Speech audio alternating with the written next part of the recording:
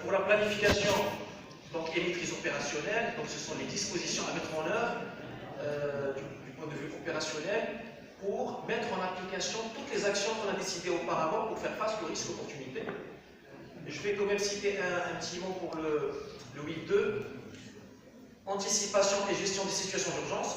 On retrouve ce chapitre dans la norme concernant l'environnement 14.001, les autres 45.001, tout ce qui est santé, sécurité au travail. Bien sûr, la particularité, ça concernant tout ce qui est accident de la route. Donc, je passe en revue ce que demande la norme.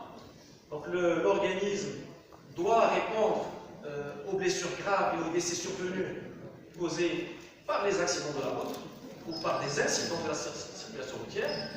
Donc, quand on parle de répondre, il y a la phase réaction, mais il y a aussi ou atténuer. Donc, ça suppose qu'il faut qu'il y ait des dispositions préventives pour éviter la survenue de cet accident. Revoir périodiquement, quand c'est nécessaire, on va dire, donc revoir périodiquement quand c'est nécessaire, réviser son anticipation.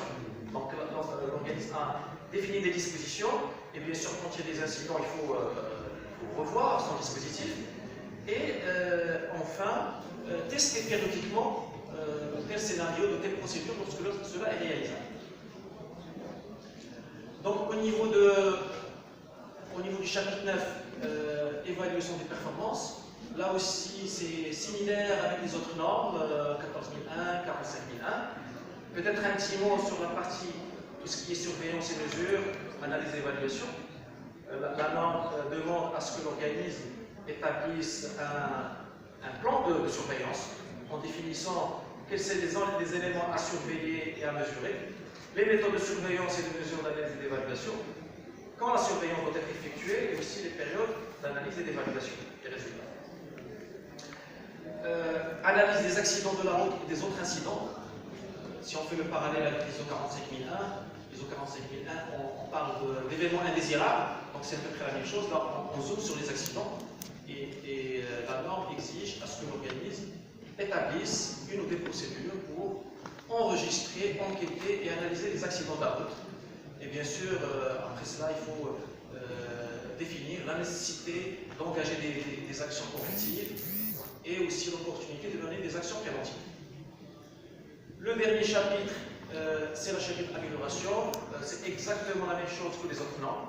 Un chapitre sur tout ce qui est non-conformité à l'action corrective. Et pour boucler la norme, donc c'est un chapitre sur l'amélioration continue.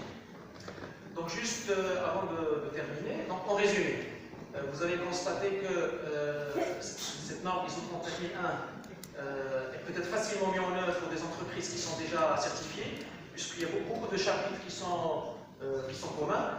La particularité, c'est cette notion de facteur de performance. Comme je l'ai dit, c'est l'équivalent de l'analyse des dangers pour la SST, les aspects environnementaux pour tout ce qui est environnement.